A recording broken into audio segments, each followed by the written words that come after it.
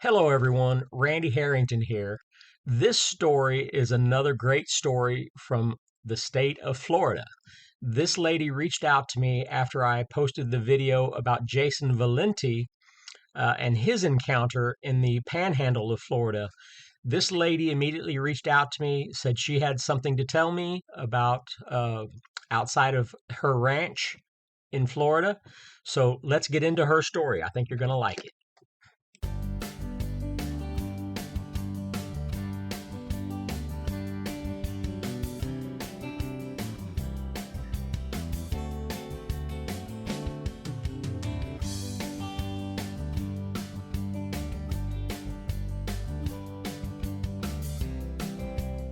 Thank you so much. I appreciate you reaching out. Since I did the interview with Jason and the one that was on the side of the road, you're the Right. one who said you had one drop out of a tree in front of between you and another vehicle. Yeah, we both Fantastic.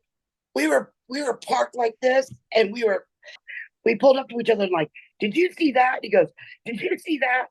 I'm like, yeah, I saw it, but it was So pretty cool. give me when this happened and where it happened. Okay, so I don't even know how to bid. In 2004, in Martin County, in Florida, I lived east of Okeechobee, Lake Okeechobee, and right in the middle between Stuart, Florida, and Okeechobee, out in the woods. In 2004, we had like four hurricanes that year, and three went over the ranch. So we had lots of damage, lots of flooding, all kinds of crazy shit happened. And that was in the fall, like of 2004, hurricane season. This sighting was like the summer after that, 2005, early summer, but in early winter before that. I'm going to throw this in there and you're going to think I'm nuts, but I saw the biggest UFO I ever saw in my life. It was big as a stadium. I don't know if that plays into it, but lately I've been listening and a lot of people put it together. But I just thought I'd throw that out there because to me, it never coordinated. And the reason I'm mentioning it is we did a lot of sky watching out there because between Patrick Air Force Base and the Atlantic, they would do runs over our ranch, the Air Force, all the time. So me and the kids would sit out there at night. We'd watch the planes go up. That's how we started. And we'd watch the satellites because it was so dark. So But how close were you to Cape Canaveral? that was just north of me, So north of me. that would be an interest of Yeah, say UFOs, yeah, certainly. yeah, yeah, absolutely. But we could watch them at night. Um, and we like one time a stealth bomber flew over a freaking house. I swear it was so close I wanted to touch it. But that's I told you there's a lot of weird things. But um they would just make this pattern. You could see them because it was so dark there. And we had great binoculars and telescopes, and me and the kids were in all of that. And my husband had his night vision. We had all that crap going all the time. But I mean, you could see them like a pattern. Of course, they would go far. You could see them almost coming across the Gulf from that direction, northeast, northwest, and they'd fly kind of over the ranch, and you could follow them. They'd fly out over the Atlantic. They'd make a turn, like a U-turn, and fly back. And this happened a lot. You could catch them in not any given night, but you could if you it happened a lot. I don't know how to describe Before it, I but get too deep, I'm going to pull up Google Maps so we can show please, people. Okay, I'm going to pull that up right now. because yeah, you need to see where I lived and how things were set up. Yes. Okay, that house and that pasture and all that property around there is my ranch. Just below that green dot, that's where my house at. Okay. Well, I'm going to pull out so people can see the view of the whole area. Oh, okay. So you'll see south of it, it was the Bormire hammock, and you see to the west of it, it's nothing but orange groves and land and ranches. To the north, on the other side of 714, to the north was a few houses, a few streets with houses on the north side of 714, excluding where these little houses are. Uh, that is like a state park. I can't think of the name of it. It's all state park. Anyway, it's all connected, and it's all like state parks and Corbett Wildlife Management and all that, and the Everglades down around the lake and all that. And north, it hooks up into uh, all that other wild land that's up there. They have sightings of there a lot, but uh, anyway, it's my point is it's all private kind of land and city and county land and state land, and nobody lives on it. So here's what I need to know. What time of what was the date? It was 2004, you said? No, this happened in the spring. The Bigfoot sighting happened in the spring, Okay, early what summer. time of the day and where were y'all heading? We were heading into Okeechobee in the middle of the day going to the grocery store. So if you zoom in back into my ranch, I'll show you on the road where it was. Okay, here. Yeah, keep going. See the orange grove up there? Is it an orange grove?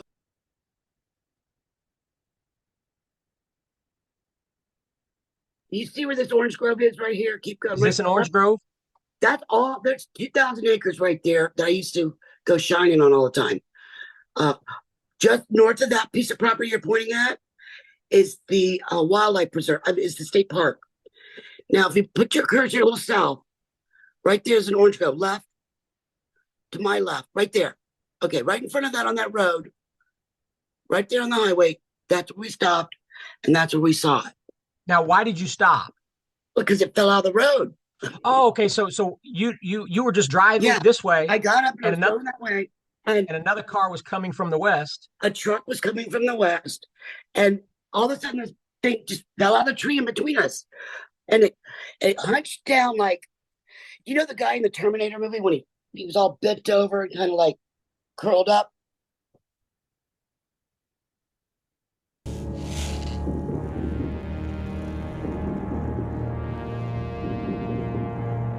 It fell out like that. It was like hunched over when it fell. We both stopped. The truck was looking at me. I was looking at. We were looking at. My mom was freaking out. I'm like, we were stunned. It slowly stood up and it looked over at us. I swear to God, it smiled. Like it grinned at us and like had this oh shit look on his face. Like, you see me, I see you. And then it stood all the way up and it took two big strides because he was right in the middle of the road. And he took two strides, boom, boom, and there was a big ditch. And the ditches are like about 8 foot wide on each side of that road because it's a protected road. And then boom, he jumped off and disappeared into the orange grove. So he went south into the orange grove. Yes. Mm-hmm. And behind the orange grove south is a big private hammock called the Bormeyer Hammock. It's a big, another preserve area that's always wet. And we always saw and heard weird stuff out there. So do you live there at the ranch now? No, no. Okay. We moved in 2011. So Well, you say the young Sasquatch was probably about 6 foot tall. okay, yeah. That whole road, by the way, from one end of Martin Highway and Fox Brown to the other end is a preserve. It's all hammocked with these big, huge oak trees all the way down. And it's like a preserved road. They won't cut the trees. So it's like driving through a tunnel. Correct.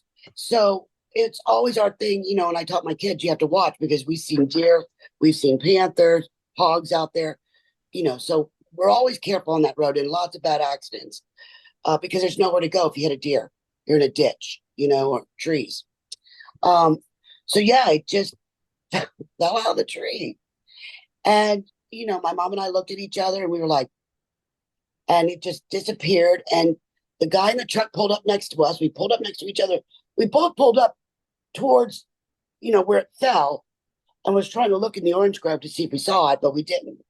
And we were just dumbfounded. He's like I said, he's like, did you see that? You know, shit. And I'm like, yeah, I saw that. And he's like, yeah, I think he said something like his wife will never believe him. But I'm like, I got my mom with me. I know my kids can't tell me I'm crazy. You know? So, yeah, you know, we did our business for the day and ran home and told everybody, and they didn't believe us, but whatever. But there was a lot of unusual things, and it made sense when we saw that. Things made sense to me. You see a lot of stuff living on a ranch in the country you're used to every day, and then there's things that happen that are like, you know, you scratch your head that, did that really happen? You know, so, yeah, it That just doesn't happen. So to me, it signaled that makes sense. Some of these things really make sense now Well, because Peggy, I did make a video about Bigfoot's making these circuits and visiting ranches yeah, for specific food items that they know they can get a hold of. yeah, and I think they ate a few dogs. There are a couple calves that went disappearing, and another time I swore I saw a monkey in a tree, and my husband laughed at me and he's like, "Oh, it had to be a bat or a raccoon or." I'm like, listen, I'm not stupid. This was a monkey hanging from the tree, a baby, a small, like hanging off a branch, swinging around, and I'm like, dude, why would I make that up? you know, but that was way before. That was when after we first moved in there. But uh, this guy looked like this is how I wanted to describe him when I was trying to describe my kids. There's this picture or these kids in South America that have like this wolf man kind of face with the hair, where you can still see their skin, but they're covered in this long but short hair at the same time. Like the hair covers everything, but it's not bushy out here. It's like this smoother hair face. That's kind of what it reminded me of because I could see his face, see his eyes. I saw him grin at me. I swear to God, he grinned at me and smirked or whatever he did. But he didn't have long flowing hair. That's what makes me think he was, younger and his build because he was probably 6 foot tall, but he wasn't like Sasquatch. He wasn't a walking refrigerator. He didn't have these big bulky butt and legs. A lot of it. He had to be young. And that's what made me think about that time I saw the baby monkey years before, like in 2000, hanging from this tree. And, but I don't know how old he was. I've been waiting for a story like yours because I put out a video about a man called Bullet Maker up in Oklahoma. His property, he had a hunting lease. He told me something that happened when he had a gentleman that he was taking around to his different hunting stands to try to Right. sell him a hunting lease on his property. And Uh-huh. he said that one was in a tree and fell out of the tree, must have been watching them, and it Yeah. fell out of the tree. And he said it immediately went into a temper tantrum, like it didn't mean to fall out of the tree. It was upset that it fell out of the tree, and it grabbed the branch that broke off that made him Right. fall and started beating the brush with it and threw a big temper tantrum and just beat a whole area of Right. that. So I didn't tell that story in my Bullet Maker video, but that Right. is a story that he told me, and I'm waiting for a story like yours so that we can start to see a pattern that they are Yeah. definitely using the trees. Absolutely. Because I was thinking about because of the hammock and the trees, it goes for, miles. Like I said, it's a preserved road and preserved cattle trail, blah, blah, blah. History, if you look it up. But he didn't mean to fall out of the tree because these big, you know, giant oaks, he must have slipped. And that's why he looked at me like, oh, shit. He had this look like, but yeah. And like I said, he took like 2 strides, boom, boom, off the road and leaped over that 8 foot ditch and into the trees. He was gone. But, like I said, a lot of weird things happened prior to that that made sense. Whether you want to edit this out or not, or if it, to me, it seems like, yeah, it's a possibility because just odd things happened, Before we get I, into that, yeah, can you tell me how he looked when he jumped the 8 foot ditch? he just leaped Did he over. just take a stride Yeah, over it? yeah. It was like 2 smaller strides and one like long jump, and he was gone. It was just that quick. But he stood in front of us for a good while. We got to see him. I mean, couldn't see the bottoms of his feet because I was too busy looking at his face. I was too busy looking at that smirk on his face. Then he turned and ran. Um, I didn't notice whether he had ears there or not because by then I was looking at my mom and the guy, and our mouths were hanging open. But I just I'll remember, find I'll find a picture of one of those boys that you're talking about that has the hyper hair growth over their whole yes, head, and right, I will show that picture while we're talking here so that people can see that that's what you're trying to describe. yeah, because it's neat. It's short, but it's long at the same time. It just kind of covered everything, but you could still see his face underneath perfectly. Um, And he just smiled at me, and I didn't see any fangs. He wasn't a monkey. I don't care. I know there's monkey stories about Florida. This was not a monkey. I mean, I know what a monkey looks like. He was too tall, too big, and stood up too like straight. Like, you know, he just stood up like a grown man. I mean, I'm sure he had a little sway to it, but this just was not a monkey. Okay, dude, this Oh, was not a monkey. And yeah, he just took off, and he was light brown, light like chocolate, light chocolate brown. He wasn't red, wasn't orangutan. You know, when you live on a ranch, or the country, or you live on a farm, you know what's there. You know what things look like. You know what they're supposed to be. I mean, I'm not spring chicken. I mean, I've grown. I know what a monkey looks like in a zoo, and a gorilla, and like I said, we have panthers out back, and you know, gators walking up the walls and up the roads, and hog, and we have other things, coyotes, and you name it. But when you see a 6 foot, there's no 6 foot monkey. This thing wasn't, wasn't cheetah and Tarzan. This was a baby Bigfoot, or a teenager, or something. so what was it like when you and your mother got home? The There, first things out of your mouth when you walked through the door. you're not going to believe this, is what I said. You're not going to believe what we saw. And I was all excited. And they all laughed us out. My kids, who were all teenagers, laughed at us. My husband's like, yeah, right. Uh, you know, and I mom's like, hear you. no. Mom's like, we really did see it. My husband's like, yeah, right, Patty. Okay. Did you guys stop for cocktails? I said, we didn't even leave the house yet. We were heading to the store. It's the middle of the day. I tell everybody this story, whether they want to believe it or not. I'm like, I'm telling you, dude, they're real. I've seen them. They're there. Because even one time, listen, this was in the late, or probably early 70s. Back then, one of the highways went the opposite way around Lake Okeechobee. And my mom had me and my brothers and sisters in the back of the station wagon. And we were heading north, around Lake Okeechobee to see my aunt. And my mom locked up the brakes one time and jumped out of the car because she saw a Bigfoot up on the berm.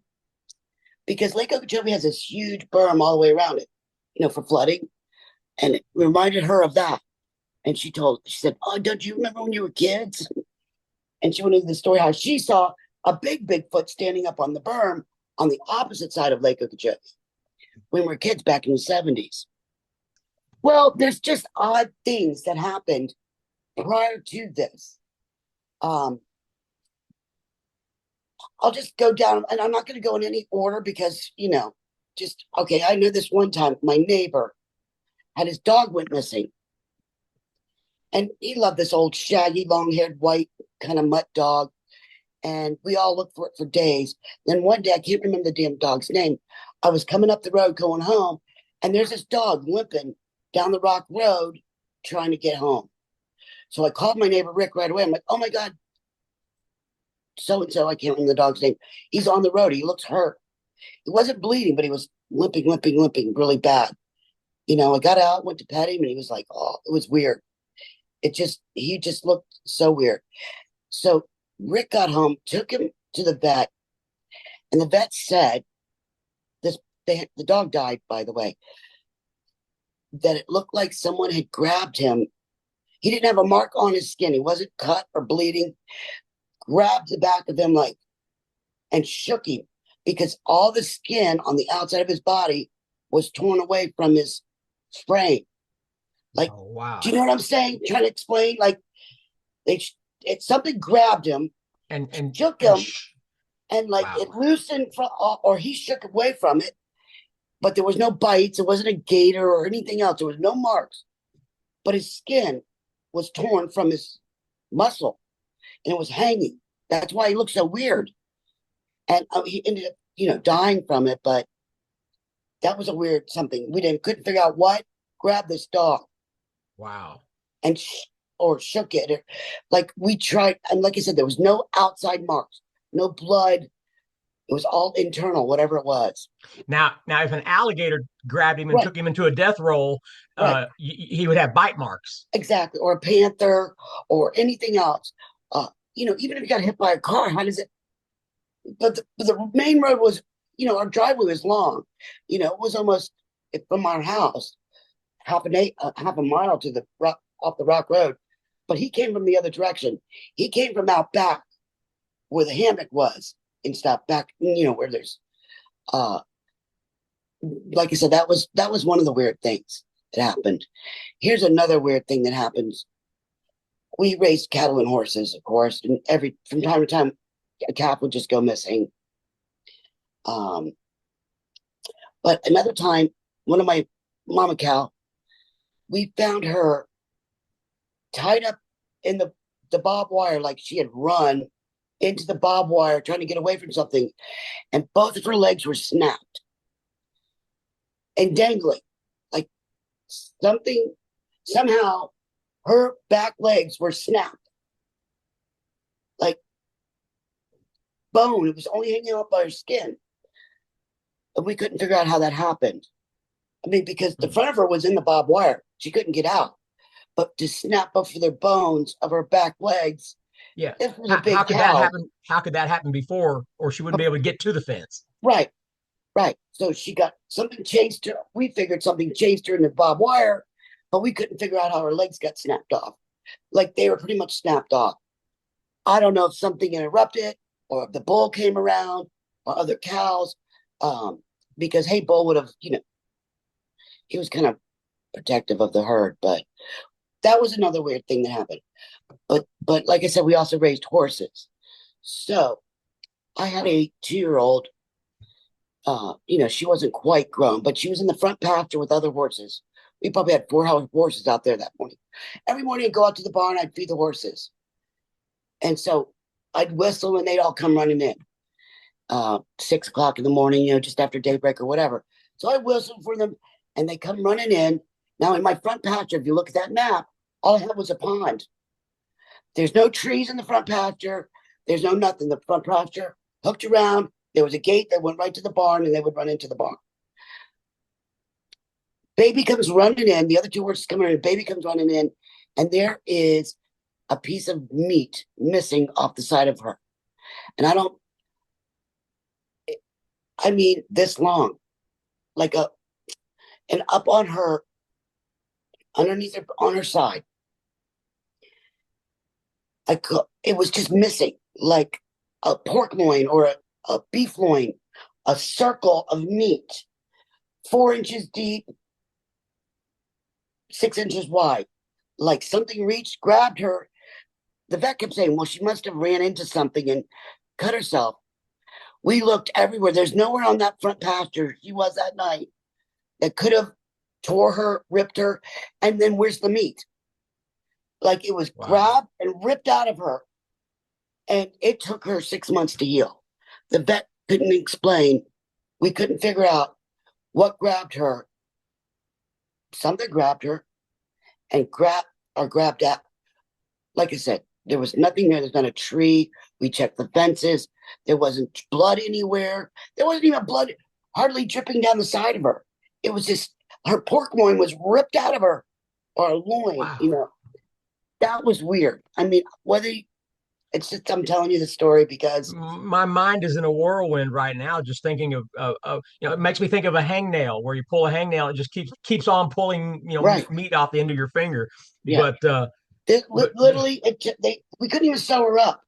We had to pack her, and she had to heal from the inside out.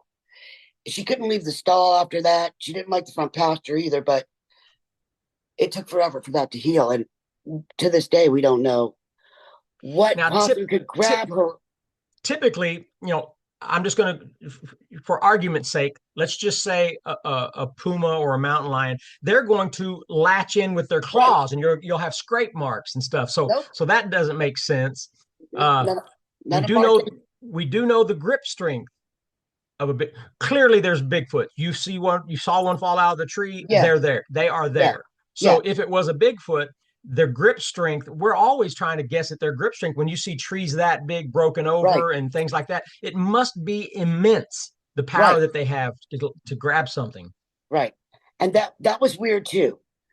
Now I don't know. I can't remember if that happened before the dog or after the dog, but these are real things that happened. Um,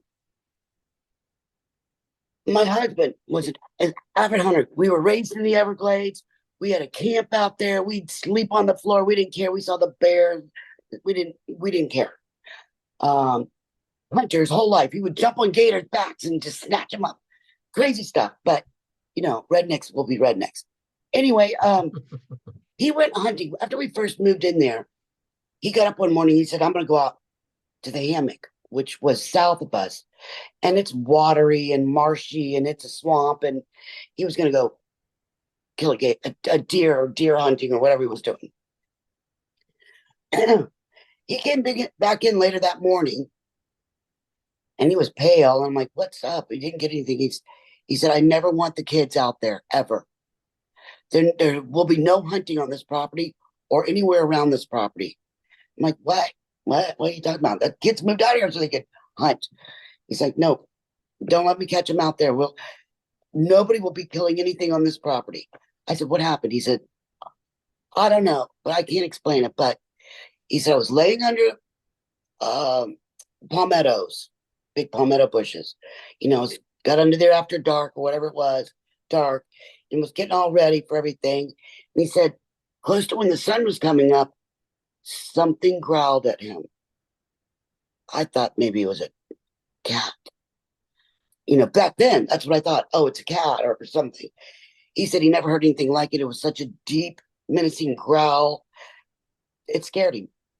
He said he backed out of there and got it. He said it vibrated his whole body. Back then, I'm like, maybe cat, I'm thinking cat the whole time. Well, he would certainly know the difference between a wild hog, Right, a mountain lion, or anything like that. So to have an experienced hunter come in and say this is something that's not natural that I have not heard of before. right.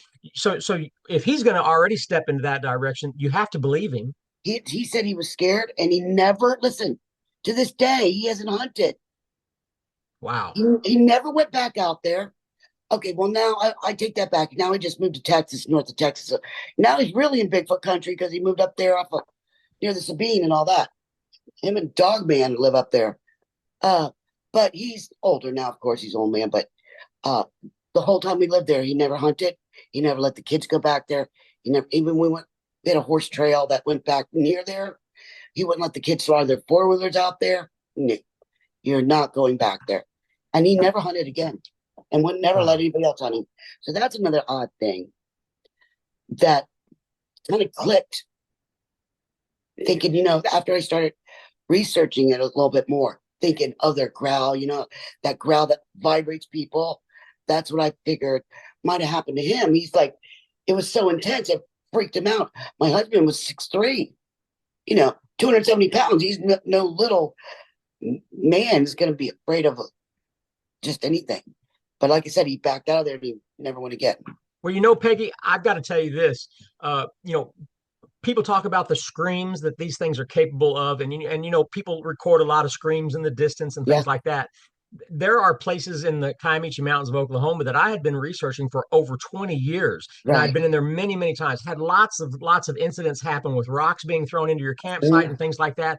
But only one time in all of that time that I'd been down there, and I've been down there hundreds, if not 1,000 times, right. only one time was there a scream that made us all jerk our heads and be like, what in the hell was that? And it was a time that we had a hunter, a military guy, for the first time wanted to do some Bigfoot researching. So he came up from Texas and met us there. And Yeah, we're all standing on this ridge where I've done all of my stuff happening there in Oklahoma. And all of a sudden, it couldn't have been 200 yards away on the top of the same ridge was this scream. And right. there's about 12 of us standing there talking, and all of a sudden this scream, and it shuts us all up. And we're looking at each other, and this military guy looks at me and he goes, Randy, I'm not going to be able to stay. That's the vibe I got from him. It was like, and I laughed at him at a time. I'm like, are you kidding me? We moved out here so the boys could hunt, and no, whatever it did shut him down. He would never admit to whatever. If he saw anything, he'd never admit it to a million years. But yeah, it shut him down, and he never hunted after that. And like I said, just this past year, he's moved to Northeast Texas over there, And my son that lives here in Texas with me goes up there on the weekend, but his idea of hunting is let's look at that deer cam and see what we see. But you know, he never Wow. went hunting after that. Never went to any trips. He used to go to Montana. He'd go to wherever he'd go to these the Everglades. Nope, never did. Never. Well, It how fazed him. fascinating. How Mm, how fascinating.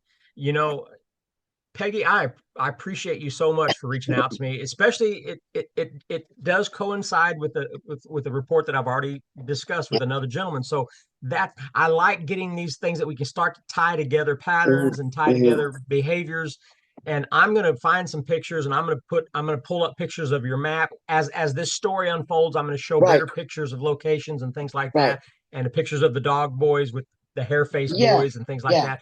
So thank you If so much. Thank you you so remember, much. like I said, that all around where we lived off of Wild Turkey Lane, north of us was state property. If you look it up, south of us are hammocks. Then you have Corbett. Yeah, I mean, so there's plenty of traffic flow, and they migrate. I believe they migrate just like anything else would. I mean, I yeah, they're Well, the there. only pattern that and I'm not an expert, but I've Right. been doing this for a long time. The only pattern that I have found in certain locations is they make very small traveling circuits. They've learned which farms they can go get a handful of dog food, a handful of sweet horse feed, Yeah. and they've learned, or some chicken eggs, or even a chicken or two. They've learned which farms they can get to. They Right. don't try to deplete all the animals, No. or things will change for them, but they can visit and just get a few things to eat. Well, one more thing. A friend of mine had a whole huge litter of puppies, and she couldn't. She came by one day, was dropping the horses off. We were doing whatever we were doing, and I'm like, I saw these trail full of puppies. I'm like, I want your puppy. She gave me four of these puppies. They were probably 4 months old. You know, I want them, whatever. I talked my husband to let me have them, and we put them in one of the stalls. Made them a nice bed in there, harried it up. They could be in there with the dogs and with the horses as they got older. They were like blue tick hounds, is what they were. Put them in there. The next morning, I went in there. Two of them were gone. What the heck? How did they get out? Nobody let them out. Whatever. The other two, and the next morning went. The other two were gone.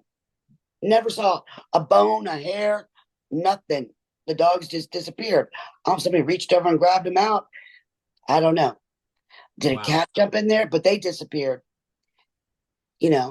So I've had cats that just disappeared. You find what was left of them. You could always tell something ate them, left the fur. But um, I thought maybe it was a cat, but like a big cat to come in that big barn with all them horses and we not hear anything, you know, I don't know.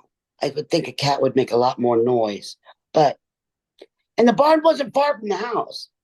If you look at the map, if you zoom into my place on Wild Turkey Lane, you see the barn was 20 steps away, 20 from my screened in pool, for Christ's sakes.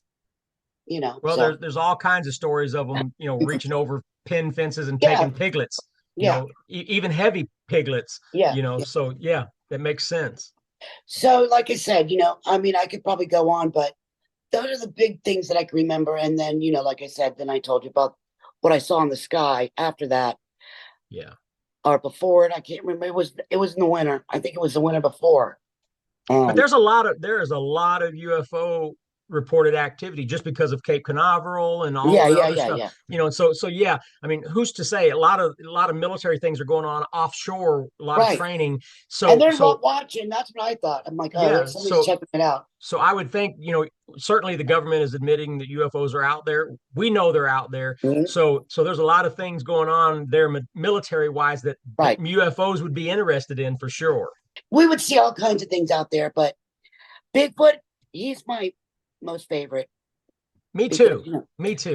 my kids want to, tease me about it. And I'm like, every time they go hunting, I'm like, watch your back. You know, Well, uh, you're gonna have to get you a shirt like this. why can't I? Exactly. I got a sticker on my car. That's cute. Um, and but I got them all hooked on it because they all say they don't, but they watch all the shows with me now and they listen. And Mm. We'll see. Somebody's going to grab one day. Well, somebody normal is going to grab one someday and share it with the world. So we'll see. I always figured it'll probably end up in the front end of a diesel truck somehow. Yeah, yeah, yeah, yeah, You yeah. know, I mean, given what happened to you, it landed right in front of your car. I'm telling So, you, it wasn't 20 feet from my car. We locked it up. It was cool. It was cool. And I've been wanting to tell somebody this story forever so everybody can hear it besides my kids and, people that come around. I'm like, yeah, I saw Bigfoot once. And they look at me. But I well, don't thank you for trusting me to put your story out there. I try to be logical and mm, sensible about what's going on with this subject, and I appreciate you. Thank you so yeah. much. Like I said, study that area because I think there's a group now that does Corbett, which is right there that follow Alapata and all that around there. And they have quite a few sightings. So it's Well, a good place to research. I'm starting to get enough subscribers now where or viewers where people start reaching out. So maybe Yeah. because of your story, I'll get some. Maybe even that truck driver will reach Yeah, yeah, out. yeah. Yeah. Central Florida. I mean, by Lake Okeechobee, it's an active area. Well, thank you so much. I All right, appreciate it. all All right. right. Well, keep your eye. I'll send you a link when I get this done so you can watch it.